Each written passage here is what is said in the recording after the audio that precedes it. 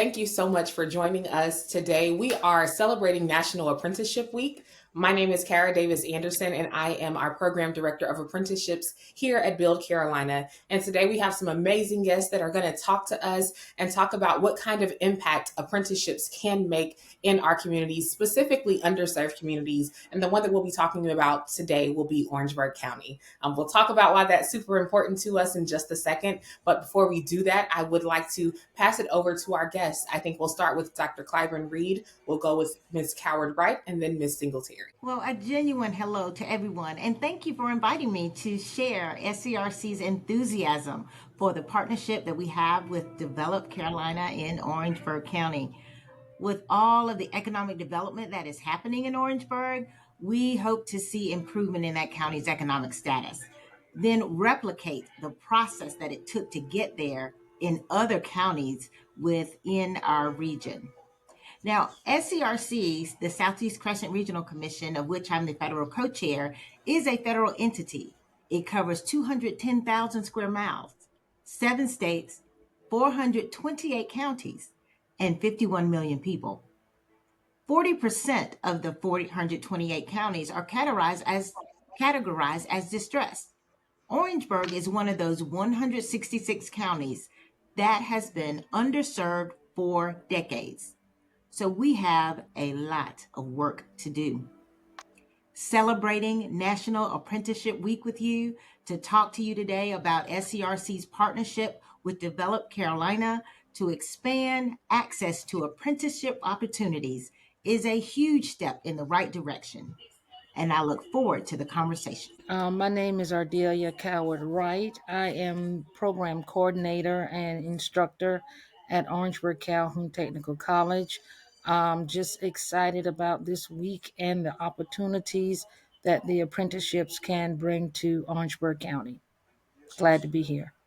And again, hello. My name is Yolanda Singletary, and I am the program coordinator for network security and information assurance. And I'm also at Orangeburg Calhoun Technical College, which of course is one of the colleges in the technical college system in the state of South Carolina. So we're one of 16. So this is vitally important for us to show how important the technical college systems are in this process to make sure that we have a viable pathway from high school to the technical or community colleges and then on to the four-year universities. So I'm excited about this. Thank you all for being here. Thank you for those amazing introductions. And we are excited about the work that we are going to do in Orangeburg County. And we hope to see that going beyond, like Dr. Clyburn Reed, into just that entire Southeastern Regional Commission.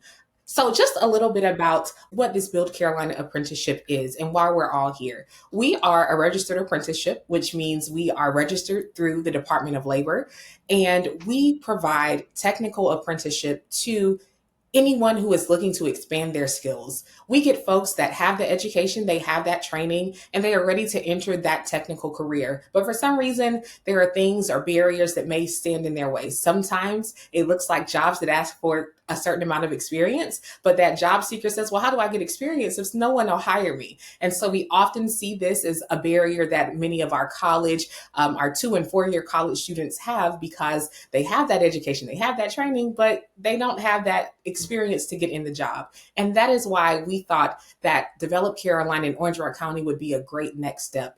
As Dr. Clyburn Reed again mentioned, Orangeburg County is categorized as a distressed county. And because of that, there are so many things that we can do to bring economic development and economic growth into a county such as that. And so we have some amazing institutions in Orangeburg County. 3 of note are, of course, Orangeburg Calhoun Technical College, Claflin University, and South Carolina State University. With these amazing institutions there, we know that they make an impact on that community, and we want to bring apprenticeship to these spaces so that we can continue to build that county up. And so to do that, we are going to talk about how these apprenticeships can benefit a county such as Orangeburg. Before I do that, I will talk a little bit more about our model so that you're like, well, we're talking about apprenticeships, but how does this model make sense for us? So Develop Carolina, or the Build Carolina Apprenticeship, is a 6-month full-time apprenticeship model. And this model, we work with apprentices from Monday through Friday for 6 months. And on Mondays and Fridays, we are building their technical and their non-technical acumen. On Mondays, we are going through a wide variety of technical topics. And then Friday, we are going on non-technical topics. Many of our employers that we work with have talked about how some of our folks that are coming into these jobs may not have some of those non-technical skills, those interpersonal skills, which effective communication, giving and receiving feedback. We talk about that on Friday so that when these apprentices complete that 6 months with us, they are not only competitive on the technical realm, but they're also technical on that non-technical side. They're also competitive, on that non-technical side as well. Throughout that 6 months with us, they are building their portfolio by working on a project with another member of their cohort. So they're also building, again, that non-technical skill by doing communication with someone else, by collaborating with others. They're working on a team. And then they also have assignments that they must complete.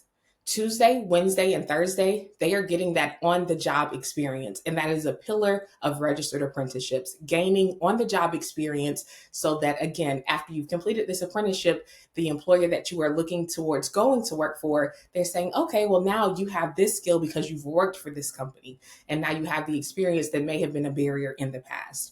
And that is our model of apprenticeship. And we have seen it work extremely, extremely well for our software engineers. And we've just launched our data engineering pathway. And in January, we'll be launching our cloud computing or cloud engineering pathway. So we're really excited about the growth that we are doing and how this can benefit Orangeburg County and all the counties that may be distressed and could use economic development.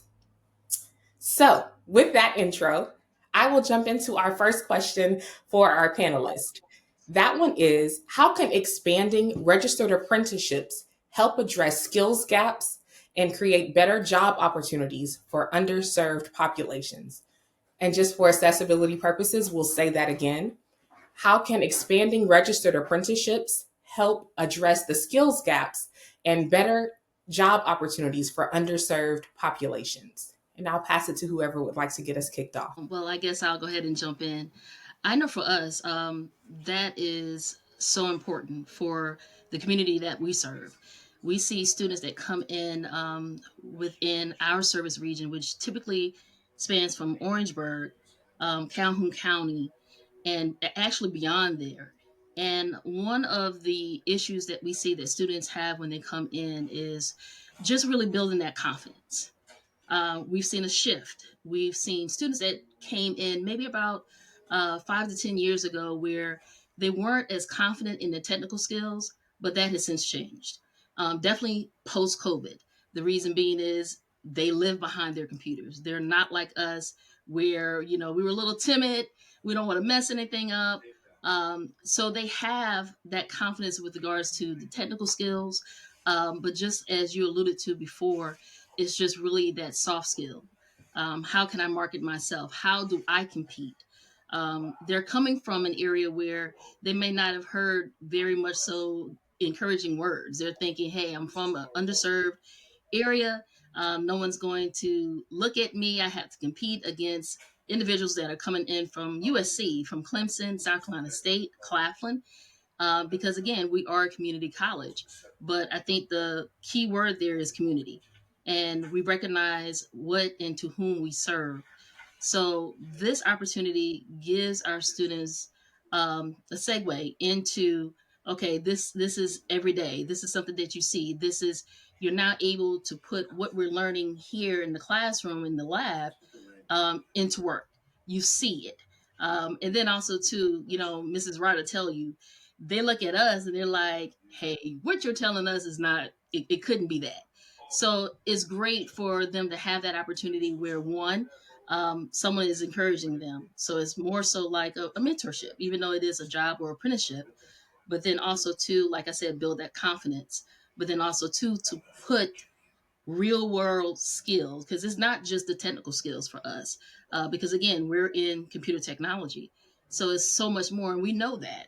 So it gives them that opportunity. So to see them be in an environment where they can thrive and they feel supported, I think is needed, especially within that area or within that region that we see. Well, we can go back and forth on that, but I definitely send an amen to what you've already said. And my mind was shifting toward the companies that are locating and relocating into our areas, and the array of needs that these companies will need. So the skill set that each individual will bring can fit in various ways in these different companies. And what you're doing at Build Carolina is doing the background research to find out what it is that these companies will need. Therefore, we'll know where to equip these students at the technical colleges so that they can fill the gaps. And you spoke about, Ms. Singletary, confidence. And Ms. Anderson, you did too. When a student has, or an employee of any age has the confidence going into a position, knowing that they can fulfill the requirements, it makes all the difference in the world. So I think that closing the gaps and filling the needs will definitely be a positive thing moving forward so that we can lower our unemployment rates. And when they get the jobs, then they'll be able to increase their salaries and make it better for their families. Definitely.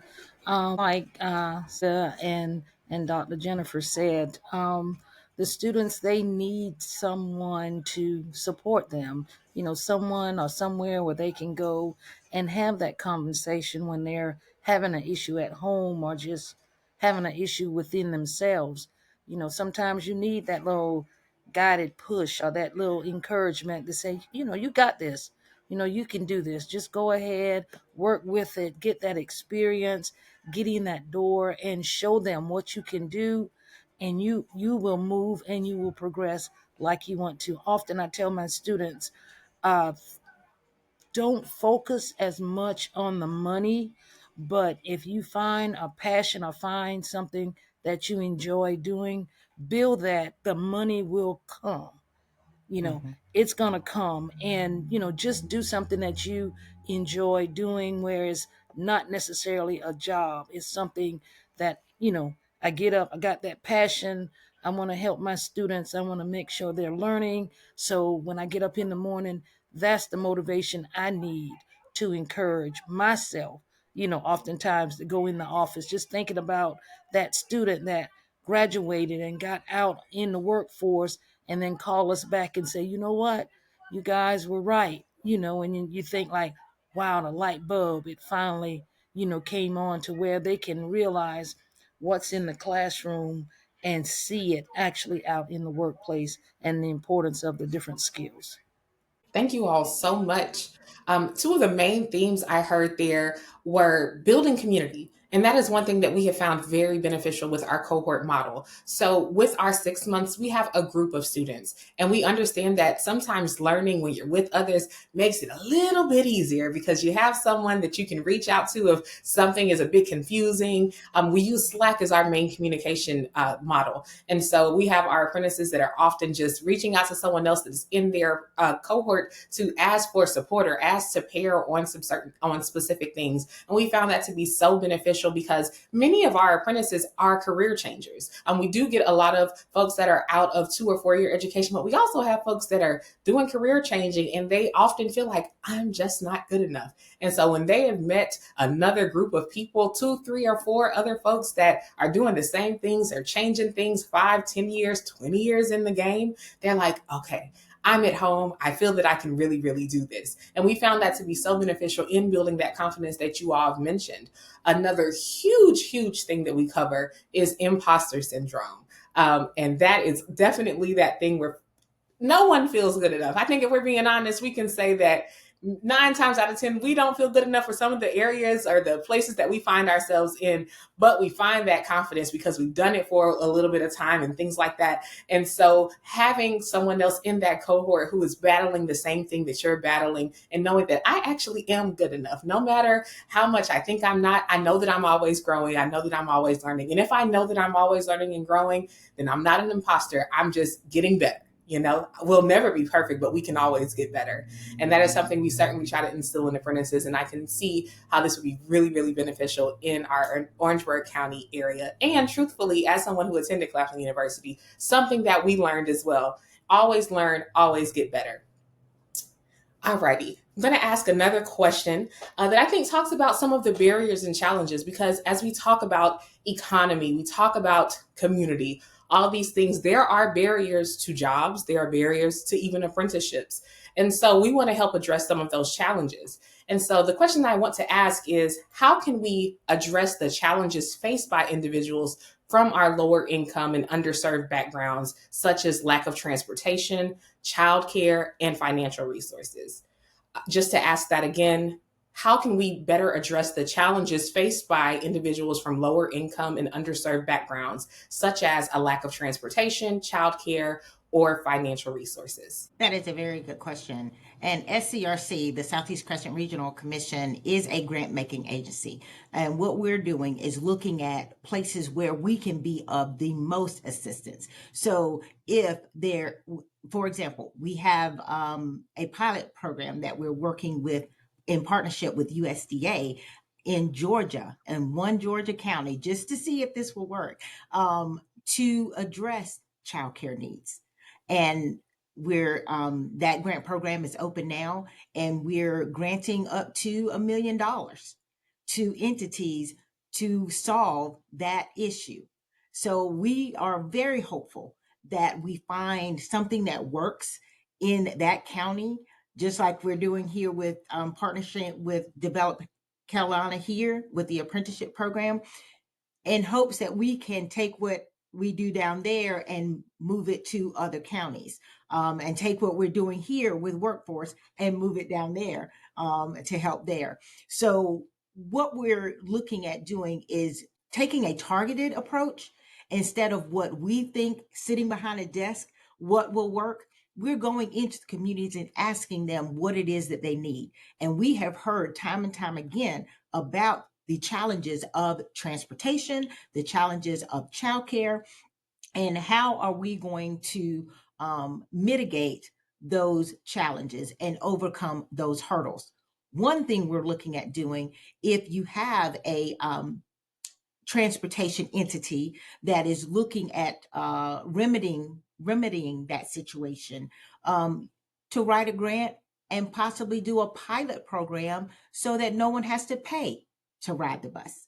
So all of those things for a year, just see how it goes. If that does work and more people are getting to work, not only on time, but more regularly, then that's something that you go to your city council about, your county council about, and they fund things that are important. So once you show that this pilot program was important, then maybe we can move to the next rung and get it done for free. That question is something that we honestly deal with on a daily at the college. And you have to think about where exactly we are. Orangeburg County sits at, I think it's about 34% of the poverty level. And I think the national rate of poverty level is like 12.5, if I'm not mistaken. And so we're working with a community where the largest demographics is amongst females that are around 35 years of age. And that's who we serve. We serve high school students on up. But you said about the career change individuals. In Orangeburg, for those that are familiar with that, we have a lot of manufacturing companies that are there. So we see a lot of those women that are in that age that's where they work. And they're saying, hey, I want something better. I want something where a college can actually work with my schedule. I have children, and they're probably single. I don't know where I can, have my child. I need to take care of someone. And sometimes it is heartbreaking when they're like, I have to bring my child and I know I can't bring my child. What do I do? So a lot of times it's beyond the scope of what, we didn't go to school to be, counselors, but guess what? We are. Um, and we carry that. And I look at the panelists here, and we all look familiar. We know that and we understand that. And so we have to take that into consideration. So when that's the case, it's a matter of, okay, what resources are out there? And I think Orangeburg Calhoun Technical College has done an amazing job. We've come a long way with regards to that. So we have those resources that students can actually partake in. We have something now that's called My Group. And with that, they can take advantage of even mental health services that we have. So what we try to do within our department, we try to turn it into like a student-centered environment where it's about you. Okay.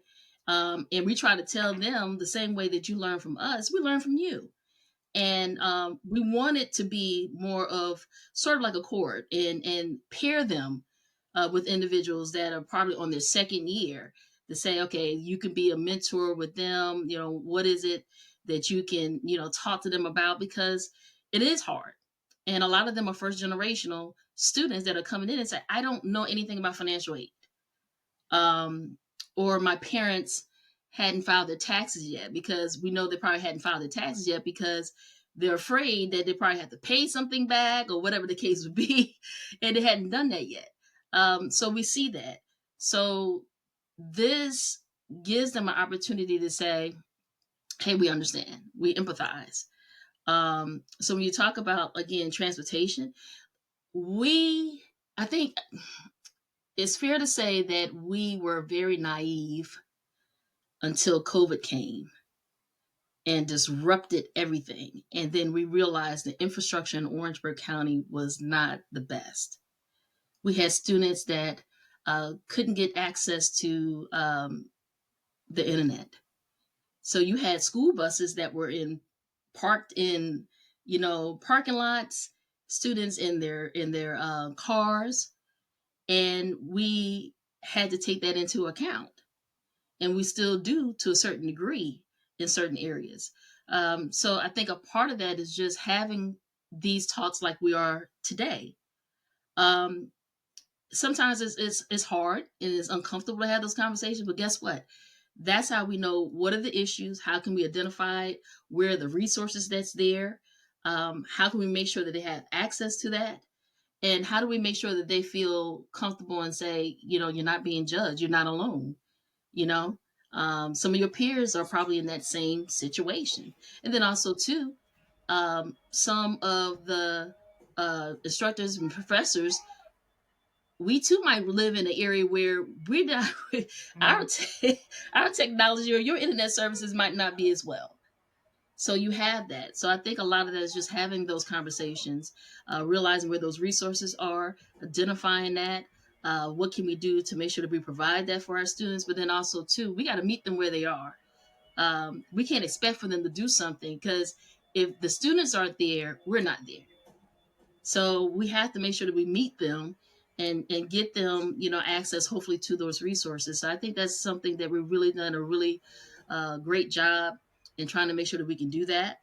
And again, it doesn't start while they're in classes. It starts when they fill out that application. When they decide that's where they want to go, they fill out that application. Then we track them all the way straight through. We try to stomp out, especially that transportation and childcare. Those are key with some of my students, because they don't have a car and some don't even know how to drive. And just the thought of them or trying to encourage them to participate in the apprenticeship program or even an internship, the first thing we have to do is get them over that hurdle of getting there. I would love to do it, Miss D, but how? I don't have a car. I don't have a way to get there. So, fixing those barriers or tearing down those barriers, the two key barriers, which is transportation and childcare, get those out the way. And then, a lot of them probably will be more interested or will be more willing to participate because they have what they need to get it done. Once again, you all are just dropping so many gems on us that we can certainly use to benefit our apprenticeship, and then also anyone that's listening who wants to build something similar. As you heard, transportation and childcare are major, major barriers. So, for what I'm hearing for us, even in our apprenticeship, how can we make it more flexible? I mentioned that our apprenticeship is 5 days a week, it's full time. That may not be an accessible pathway for someone who struggles to obtain childcare, because we know it is not cheap to get childcare. And neither is transportation. Interest rates are high, everything, cars, just the price of cars are up. So, and even in a community like Orangeburg County, public transportation is not something that's readily accessible for many either. And so this is something for us to take into account. Okay, what can we do to better ensure that we can deliver something that really helps, because again, that 5 days a week may not be something that is needed for others. Some things I really want to note: if you're listening, pause us, rewind, anything, because there are a couple of things that I really want to highlight from Dr. Clyburn Reed, and mentioned that there are grants that are available.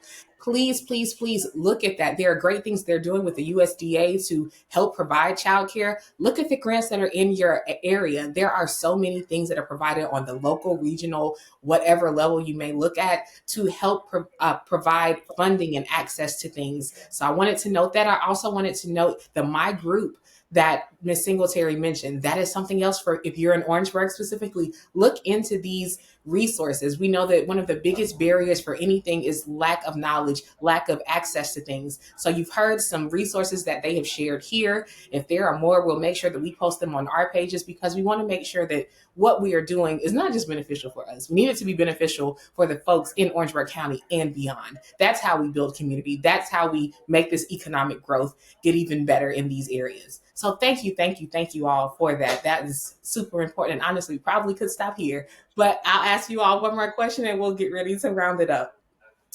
So my last question, and we kind of hinted at it, is what role can government agencies, industry associations, philanthropic organizations play in supporting apprenticeship expansion? Because, and I'll ask it again, but I do want to note this. We hear a lot, especially in our higher education areas, you hear about internships, you hear about fellowships, but we don't talk as much about apprenticeships. And apprenticeships really provide that on the job training. And for some of our underserved populations, getting that initial higher education may not be equitable. It may not be accessible. And apprenticeship can, because there are so many different models. Ours is a technical model and is a little different, but there are so many in the manufacturing models where you can go directly to this job as an apprentice, and you learn that skill and you build on that skill and you grow in those careers, in those areas. And that's why apprenticeships are so important. It provides access to so many. So I'll say that again. Sorry. What role can government agencies, industry associations, and philanthropic organizations play in supporting apprenticeship expansion? They have to be willing to participate in apprenticeships. Oftentimes when they are hiring, they try to find the best of the best, the one that's easy to train and less work that they have to do, but they need to step back and pull that individual in that has that the skill set that's needed, but just need a little bit of fine tuning. Take that initiative to go out and pull in the one that they can do the job. They may not have everything that they're looking for, but pull them in and mold them and shape them into the employee that they want. But they first of all have to become a stakeholder and get invested in apprenticeships. That is so true. And you mentioned before your association with the Department of Labor, which is another entity. If you would take a look at the grants available, there were lots of dollars that are still available through grants. SBA, the Small Business Association, USDA is vast in what they cover. Everything we've talked about today, you will find in one of those entities. So, partnership, partnership, partnership. That is how we can fill the gaps and get our students on, and our career changers on the path that they wish to pursue. And I am looking forward to working with all of you in the coming months, in the coming years, so that we can do what it is that is necessary to meet every single need. We talked about, and the one thing I wanted to say about childcare, I want to go back to that for a minute, the 24-hour childcare program. There are not a lot of entities willing to do that, but it's necessary. When we look at the Volvo plant, that is 45 minutes from Orangeburg, several people can go work in somewhere in that 33 miles worth of development that has occurred in my lifetime. So we just have to think ahead and be willing to take the challenge to fill the need and address the challenge if our students have them. And whatever the student needs and the career changer needs, we're willing to step up and handle it so that they don't have any excuses at all to move their family and themselves forward. I think first and foremost is making sure that we have the right people in those positions for those partnerships. Service is not taught. Service comes straight from the heart. And I have seen where if students unfortunately speak with the wrong individual, they automatically shut down. So everything is important, but it starts first with us and just who we are, just making sure, and it's hard to make sure you have the right people in there. But we have to remember our why. Because again, if they're not here, we're not here. And we have to understand that. And even going back to what Dr. Clyburn Reed, said with regards to childcare, Orangeburg Calhoun Technical College, one of the things that I really loved when I first began there, they took the early childhood students, and what they did is they provided childcare services. That was part of that was amazing.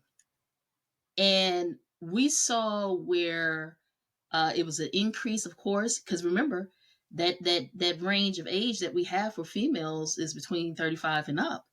So they could come to school. They felt supported. They knew exactly where their children were. And that's amazing. Then also, too, you have students that actually gained hands-on knowledge with what they were actually going to school for. And I think if we could bring those things back, by knowing now, okay, we have some grants that's out here that maybe we can, now apply to and make sure that we can get that there. That's needed. But we have to make sure that we understand first, identify the needs. What are the needs? You can't just go out there. And I think sometimes we get lost in the sauce and that's a good grant. Let's apply for that. And then you think about, okay, so what are we going to do with the money? You got to think about it. Think about your why first and then be intentional with it. So you know exactly what to do with that. Because again, it's hard. It's hard. And from our standpoint, it's some days we come in and we're heavy. Because we already had a student that came in that was hungry. They had to wait there all day because their ride doesn't leave until 4 or 5 o'clock. And so they can't go anywhere for, a lunch or anything. So Mrs. Wright and myself, we keep food in our offices and water and drink. Just because you might have it on campus doesn't mean that they can actually pay for it. So understanding, hey, maybe we need to make sure that we have financial aid that they can take advantage of and use towards that, because they honestly are hungry. And I don't think we recognize the little simple things like that. So having, again, these conversations, being willing to say, we can do better in that area. And I often say sometimes the hardest thing to do is self-assessment. It's just, let's be real. What exactly are we good at? What are we need some improvement on? And those are the things. But having people, again, that are at the table that can hear this and understand what it is that we need. Because a lot of times you don't know. And one of the things that we teach, we're like, hey, before, especially in technology, we sometimes think we know exactly what they need to solve this problem. We don't have to talk to you because you don't know what you're doing. But guess what? Yes, we do. Because guess who's going to be using the technology that you implement? They will be. So we have to ask them what it is that they actually want. So again, having those conversations, surveying them, what it is that you need, because I promise you, it's probably something that we don't know, and we can't operate in silos. That's another thing. We have to work together and make sure that we can get that available for them. But those grants and everything else that's out there, sometimes I think you just probably need a department that's just dedicated, just to that, just to make sure that we have that. But just making sure, what's your why, what are the needs, just do a true needs assessment for that. But partnership, partnership, partnership. I couldn't say that any better, Dr. Clyburn Reed. Thank you all so much. Thank you. One of the major things you mentioned, and it really takes me back to my previous role where I worked with individuals with intellectual disabilities on a college setting. And a phrase that we often use was nothing about us without us. So I can't meet with that student who had an intellectual disability and I couldn't meet with everyone else that's supporting them and not meet with them because I can't figure out what you need without talking to you. And that's something that we often see, and it transfers into industries. When we're talking about students, we're talking about apprentices, we're talking about these jobs. We cannot have these conversations without all of those people at the table. We need to all meet to say, what do you need and how can I help you address that need? We all have needs that need to be met. That's why we're doing what we're doing. We need something that has to be done. And so to do that, we have to ensure that we're creating those tables where everyone that's a stakeholder is there. And so to our companies, if you are someone who is looking to upskill your job force, we have some great places. Orangeburg Calhoun Technical College, they have some great students. Claflin University, South Carolina State University, all of these institutions within the state of South Carolina and beyond, they have folks that are ready to meet your needs. Apprenticeships like Build Carolina, we are here to support you in helping you bridge that gap to getting those folks that you may not see. One thing that we are really proud of is our very diverse amount of apprentices. I believe right now, women in apprenticeships, our percentage is about 47%. And so that is really large in terms of the technical industry as a whole. When you talk about women in that industry, we are really trying to bridge that gap. And by us doing that on that end, when we come into Orangeburg County and we get the amazing apprentices from there, then we're having more women in these other fields. We're having them to really help build that economic development that we are looking for in counties such as Orangeburg. So I want to thank you all again so much. Oh, I just forgot. We talked about childcare a lot. One of our partners, Apprenticeship Carolina, they provide for apprenticeships access to funds that are called supportive services funds. Those funds are a one-time payment that help all of our apprentices to get childcare, transportation services. If you need office supplies, they help you get that. It is a one-time payment, but it is really, really helpful. And we've seen it really benefit our apprentices. So again, meeting the right people, talking about what you need, there are resources there to help. I just want to say again, thank you so very much to all of our panelists. Thank you to Dr. Jennifer Clyburn Reed, who is over the SCRC Commission and providing those funding opportunities for us for Build Carolina to help, and so that we can meet with schools like Orangeburg Calhoun Technical College and Claflin University to really bridge those gaps that are there. So we really appreciate the access to that funding, and to Ms. Ardelia Coward-Wright and to Ms. Yolanda Singletary, thank you for working with us to get this done. We appreciate your support in us and just believing in us to help bring this to Orangeburg Calhoun Technical College.